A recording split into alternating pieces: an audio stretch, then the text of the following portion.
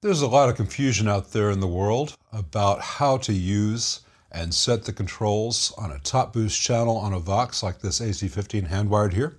Now, one of the things that can be very frustrating for users, and they don't even know that's the source of their frustration, is that many of the models, the AC10 hand-wired, for instance, and the AC15 Custom Classic and the AC15 TBX do not have a tone cut knob.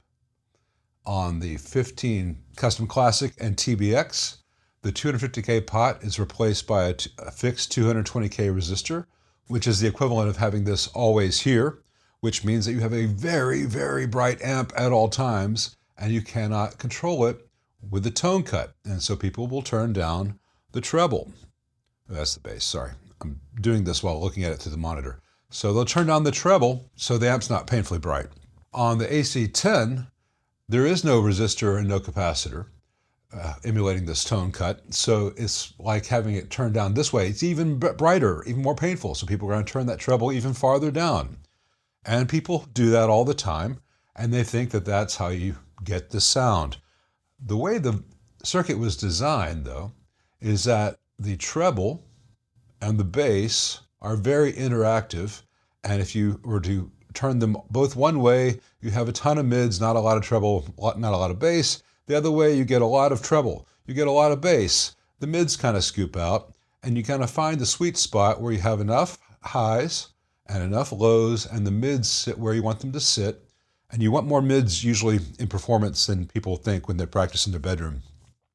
But because you may have to get the treble up here to get the mid-range response right, that also gives you certain qualities to the overdrive.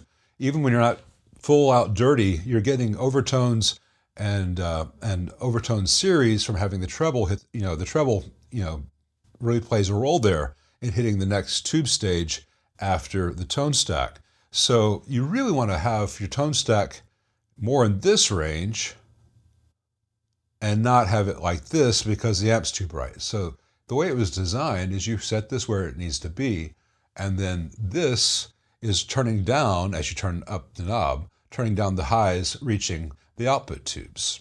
So that's bright, that's dark, and that's anywhere in between. And so you set this where it needs for the channel to sound good, and then if it's too bright, you just turn the tone cut up a little bit, and it balances out.